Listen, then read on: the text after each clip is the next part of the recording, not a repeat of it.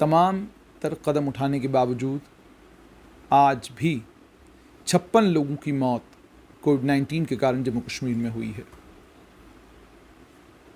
Task force पिछले साल 2020 में भी एक एक्सपर्ट कमेटी बनाई गई थी। आज तक मालूम नहीं चला कि उस एक्सपर्ट कमेटी की सिफारिशात क्या थी और किस हद तक हुकूमत ने उन सिफारिशात पर अमल किया। एक apex level advisory committee Jammu Kashmir सरकार ने बनाई है। उस एपेक्स लेवल एडवाइजरी कमेटी के चेयरमैन हैं professor MS. Khuroo. Professor MS. Khuroo एक गैस्ट्रोएंट्रोलॉजिस्ट हैं और कश्मीर के जाने माने गैस्ट्रोएंट्रोलॉजिस्ट हैं। पहले स्किम्स में से उन्होंने अपनी नौकरी की शुरुआत की, फिर एक लंबे समय तक सऊदी अरब में रहे। सऊदी अरब में रहने के बाद वापस आए और कमरवाड़ी में श्रीनगर में अपनी प्राइवेट प्रैक्टिस करते रहे। उसके बाद अचानक वो सीन पे नमूदार होते हैं और अलग अलग कमेटियों में उनको शामिल कर दिया जाता है। हैरानगी की बात यह है कि वर्ल्ड ओवर जो भी कोई एडवाइजरी कमेटी या कोई भी एक्सपर्ट कमेटी बनती है कोविड को लेकर, उस एक्सपर्ट कमेटी के चेयरमैन कोई वायरोलॉजिस्ट होगा, कोई एपिडेमोलॉजिस्ट होगा, या उस एक्सपर्ट कमेटी का चेयरमैन कोई चेस्ट डिजीज़ का माहिर होगा, कोई पल्मोनोलॉजिस्ट होगा, कोई मेडिसिन का बहुत बेहतरीन बहुत बड़ा नाम होगा, या कोई एनेस्थेसिस्ट होगा। क्योंकि यही लोग हैं जिन लोगों को कोविड पॉजिटिव पेशेंट्स के साथ हॉस्पिटल में डील करना पड़ता है। अब कोविड-19 की मैनेजमेंट में 3 चीज़ें बहुत अहम हैं। पहली चीज़, पेशेंट का हॉस्पिटल आने के बाद मैनेजमेंट, पेशेंट का मेडिकल मैनेजमेंट, और तीसरी और आखिरी चीज़ कि अगर पेशेंट अस्पताल नहीं आ रहा है तो पेशेंट का होम मैनेजमेंट। ये 3 लेवल्स पर आप काम करते हैं।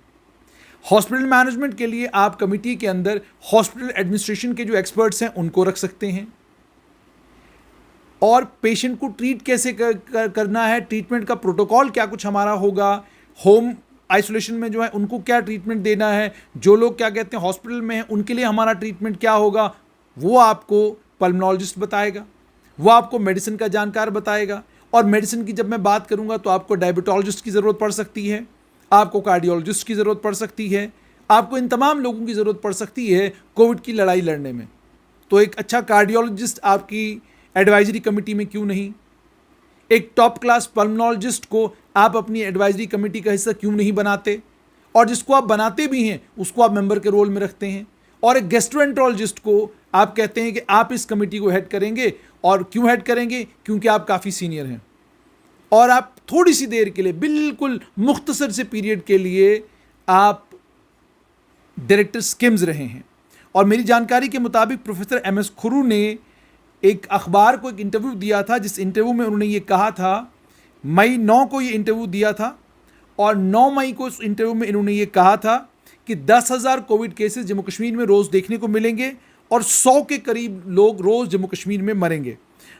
उसके बाद उन्होंने इसी इंटरव्यू में आगे में ये कहा था कि 6 से 8 हफ्ते बड़े क्रिटिकल हैं, बड़े क्रूशल हैं जम्मू कश्मीर में, और ऐसा लग रहा है कि 6 से 10,000 के करीब कोविड केसेस और 60 से 100 के करीब मौतें जो हैं वो रोज़ होंगी यहाँ पर। और हमको पूरी कोशिश करनी है ताकि लोगों के बीच में अवेयरनेस हो, लोगों तक नॉलेज पहुँचे, और वो तमाम चीज़ें इन्होंने कही हैं। मगर हैरत की बात यह है, एक गैस्ट्रोएंट्रोलॉजिस्ट को वायरोलॉजी का तमाम इल्म है, और जो वायरोलॉजिस्ट हैं, जो एपिडेमोलॉजिस्ट हैं, जो चेस्ट डिजीज़ के माहिर हैं, जो पल्मोनोलॉजिस्ट हैं, जो मेडिसिन के एक्सपर्ट हैं, जो एनेस्थीसिया के एक्सपर्ट हैं, वो तमाम लोग खामोश हैं। एक कमेटी में उन तमाम लोगों को रखा गया है और उनको कहा गया है कि आप इस कमेटी में इन चेयरमैन साहब के नीचे काम करेंगे, जिन चेयरमैन साहब को स्किम्स का थोड़ी देर के लिए डायरेक्टर बनाया गया था। क्या ऐसा कहीं होता है? और जो ये कमेटी बनी है, इस कमेटी ने क्या सिफारिशात आपको दी हैं? आज एक बड़ी हैरान करने वाली एक और सिफारिश आई, बात सुनने को ये मिली कि एक एपेक्स लेवल एडवाइजरी कमेटी ने कहा हालात अब सुधरने लगे हैं, हालात बिल्कुल अच्छे होने लगे हैं, हम पीक क्रॉस कर चुके हैं, अब आहिस्ता आहिस्ता ये जो है केसेस भी कम आएंगे और केस फैटिलिटी भी कम होगी। लेकिन आज का 56 का नंबर ये बताता है कि आपकी केस फैटिलिटी कम नहीं हुई है। और यही बात पूर्व HOD medicine doctor Anil Sharma ने स्ट्रेट लाइन के साथ कही थी। उन्होंने कहा था एक पीक पर हम जाएंगे और उसके बाद ये पीक नीचे आना शुरू हो जाएगी, और इस पीक को नीचे तभी लाया जा सकता है जब आप एक सख्त तरीन लॉकडाउन करेंगे।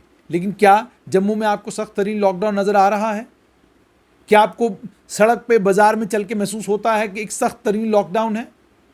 लॉकडाउन ज़रूर है, मगर उतनी सख्ती नहीं है जितनी सख्ती हमको पिछले साल लॉकडाउन में देखने को मिली थी। तो इसका मतलब ये हो गया कि जो आपकी असेसमेंट है वो असेसमेंट सही नहीं है, और आपने जो असेसमेंट की भी है उस असेसमेंट की बुनियाद आपकी ये थी कि आप अब इसके बाद एक सख्त तरीन लॉकडाउन लगाएंगे, लोग घरों से बिल्कुल बाहर नहीं निकलेंगे और हम इन्फेक्शन को कंटेन कर पाएंगे। और उसके बाद आपने कौन सी ऐसी सिफारिशात जम्मू कश्मीर की सरकार को दी जिन सिफारिशात की बिना पर आप ये कह सकें कि उस एपेक्स लेवल एडवाइजरी कमेटी ने कोई कमाल का काम किया हो? बाईपैप के लिए जर्नलिस्ट सुबह से लेकर शाम तक मेडिकल कॉलेज के बाहर चिल्लाते रहे, तो जाकर मेडिकल कॉलेज में बाईपैप्स आए।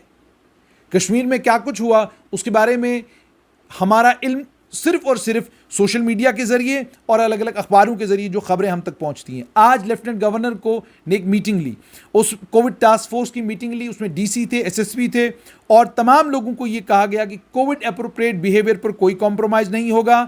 टेस्ट, ट्रीट, ट्रैक प्रोटोकॉल की स्ट्रिक्ट एनफोर्समेंट करें ताकि, और लॉन्ग टर्म सोल्यूशन ढूंढे आप किस चीज़ का, ताकि कोरोना वायरस के स्प्रेड को रोका जा सके। और ये भी उन्होंने कहा with substantial addition of medical infra and stabilising positivity rate across UT, minimum way ahead is to minimise health risk through stringent regulations. Stringent regulations के जरिए आप क्या करें? हेल्थ रिस्क को कम करें, कोविड एसओपी और मैक्सिमाइज करें आप इकोनॉमिक हेल्थ, सोशल सिक्योरिटी लोगों की। कोविड केयर सेंटर 80% पंचायतों में एक्टिवेट हुए हैं, ये आज लेफ्टिनेंट गवर्नर ने कहा। और उसके बाद ये कहा कि इन कोविड केयर सेंटर्स की प्रॉपर यूटिलाइजेशन होनी चाहिए। नए पॉजिटिव केसेस जब आप डिटेक्ट करते हैं उनको आप आइसोलेट करें। इन्होंने अवेलेबिलिटी ऑफ ऑक्सीजन के बारे में भी बात की और भी कई सारी बातें की। लेफ्टिनेंट गवर्नर ये सब बातें कर रहे हैं, तो टास्क फोर्स क्या कर रही है? लेफ्टिनेंट गवर्नर ये सब बातें कर रहे हैं। जो एडवाइजरी कमेटी बनाई गई है, इसको थर्ड कोविड वेव के बारे में बात करनी है, उस एडवाइजरी कमेटी को थर्ड कोविड वेव के बारे में तो बाद में पूछिएगा, पहले उस एडवाइजरी कमेटी से ये पूछिए कि आप इस समय जो कोविड की सिचुएशन है, इस कोविड की सिचुएशन के बारे में जो अलग अलग अखबारों में आपने अपने तासुरात दिए हैं, उन तासुरात के बारे में आपका क्या कहना है?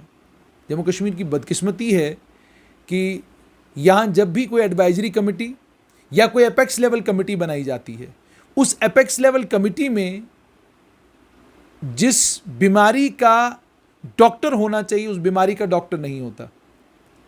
मतलब आपको पेट में दर्द है, आपको ज़बरदस्त तकलीफ़ है और आप ज़बरदस्त परेशान हैं, तो आप एक गैस्ट्रोएंट्रोलॉजिस्ट को ढूंढेंगे। लेकिन आपकी चेस्ट ख़राब है, आपकी चेस्ट में ज़बरदस्त कंजेशन है और आप गैस्ट्रोएंट्रोलॉजिस्ट के पास जाएं और उसको कहें जनाब मेरी चेस्ट में कंजेशन है, बताएं क्या करूं? क्या आपको लगता है गैस्ट्रोएंट्रोलॉजिस्ट आपका इलाज कर पाएगा? चाहे वो डीएम हो, जो मर्जी वो, क्या वो इलाज कर पाएगा? क्या वो आपकी दवाई लिख पाएगा?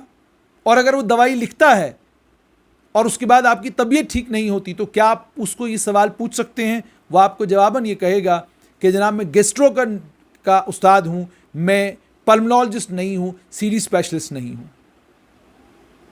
तो क्या ज़रूरत थी कि आपने एक एपेक्स लेवल एडवाइजरी कमेटी बनाई? उस एडवाइजरी कमेटी में, जिस एडवाइजरी कमेटी में आपको मेडिसिन के उस्तादों को, जिस एडवाइजरी कमेटी में आपको पल्मोनोलॉजिस्टों को, मेडिसिन के एक्सपर्ट्स को, एनेस्थीसिया के एक्सपर्ट्स को, चेस्ट डिजीज़ के एक्सपर्ट्स को रखना चाहिए था। उस एपेक्स लेवल एडवाइजरी कमेटी में आपने चेयरमैन एक ऐसे प्रोफेसर को चुना है जिन्होंने अपना बेशतर वक्त सऊदी अरेबिया में गुजारा और उसके बाद प्राइवेट प्रैक्टिस करते रहे।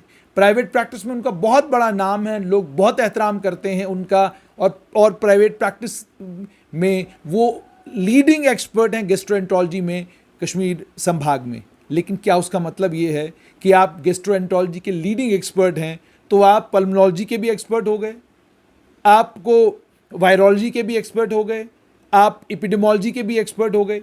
हिपेटाइटिस के ऊपर आपने ज़रूर काम किया है, लेकिन क्या उस काम की बुनियाद पर हम अब ये तय करें कि हम आपको कोविड-19 की इस पेंडेमिक सिचुएशन को, जिसने पूरी दुनिया को अचानक आ घेरा है, इसके बीच में कोविड कंटेनमेंट मेजर्स हो या कोविड पॉजिटिव पेशेंट्स की एसओपीज़ को डिसाइड करना हो, क्या एक गैस्ट्रोएंट्रोलॉजिस्ट डिसाइड करेगा या एक पल्मोनोलॉजिस्ट डिसाइड करेगा? सरकार को अपनी प्राथमिकताएं सही करनी होंगी।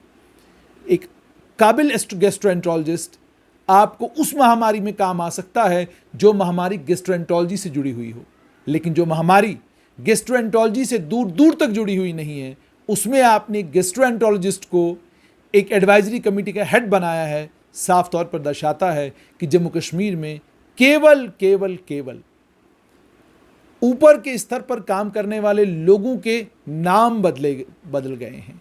बाकी काम आज भी वैसे ही हो रहा है जैसे पहले होता था। मुझको जो अच्छा लगेगा वह एडवाइजरी कमेटी में भी होगा, वह अपेक्स लेवल एडवाइजरी कमेटी में भी होगा। लेकिन जो मुझको अच्छा नहीं लगेगा, वो चाहे जितना मर्जी उतना काबिल हो, वो पूरी जिंदगी एड़ियां रगड़ता रहेगा, पूरी जिंदगी मेहनत करता रहेगा, और पूरी जिंदगी मेहनत करने के बाद बिल्कुल साइलेंटली रिटायर होकर छोटी सी क्लिनिक कहीं पे जाकर खोलेगा और आराम से अपना काम करेगा, और अपने बच्चों को आने वाले वक्त में ये सबक पढ़ाएगा, ये बताएगा कि मैं काबिल तरीन शख्स था, मेरे मुकाबले का काबिल तरीन आदमी कोई नहीं था, लेकिन मेरे पास वो गुण नहीं था, मेरे पास वो क्वालिटी नहीं थी, मेरे पास वो काबिलियत नहीं थी, जिस काबिलियत की बुनियाद पर जिस वक्त एपिडेमिक आया था, पेंडेमिक आया था, मुझे कुछ अहम काम सौंपे जाते ताकि मैं लोगों की खिदमत कर पाता, ताकि मैं अपना इनपुट वहाँ दे पाता जहाँ पर मेरे इनपुट से लोगों की जान बच सकती थी।